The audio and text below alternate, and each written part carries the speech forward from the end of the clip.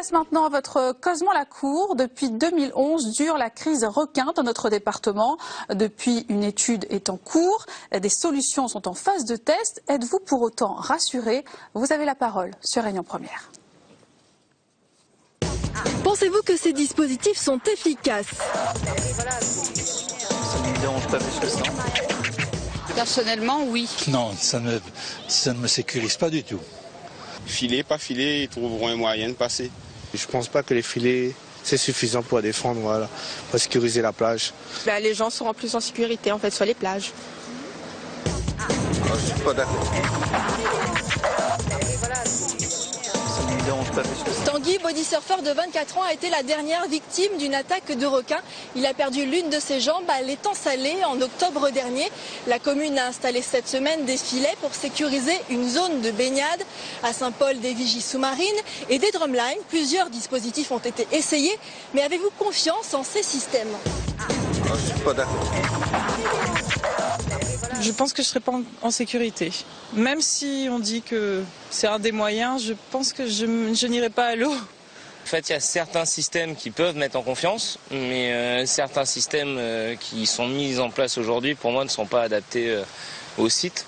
Mettre des filets, pour moi, déjà, c'est pas forcément la bonne solution parce que ça atteint toute vie marine. Donc, on a vu des reportages récemment, ça peut interférer sur beaucoup de choses au niveau marin. Donc, Même si vous mettez une sécurité et vous dites aux gens il n'y a pas de danger, il y aura toujours une appréhension.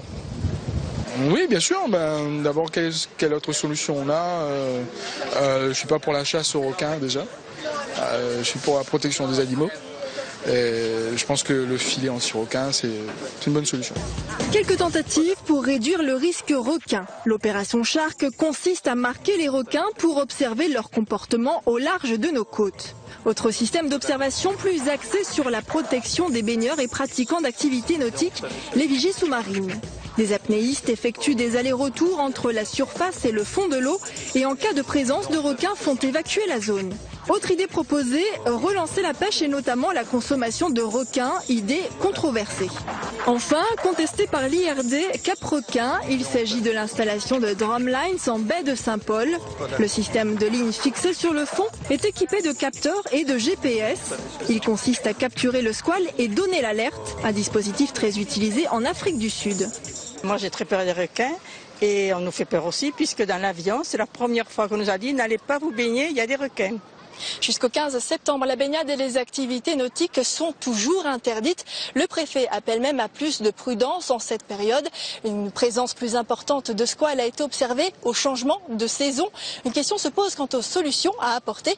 Quelles seraient les vôtres? Quelle est votre solution anti-requin? Ça ne me dérange pas plus que ça. Écoutez, moi je trouve que les dispositifs mis en place, je vois pas ce qu'on peut faire d'autre.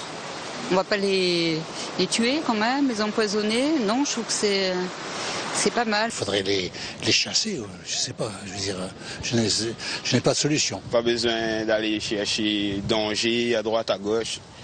Reste dans le lagon. À part les drumlines, je pense que déjà c'est une bonne chose de s'en occuper et de mettre quelque chose en place pour les surfeurs notamment.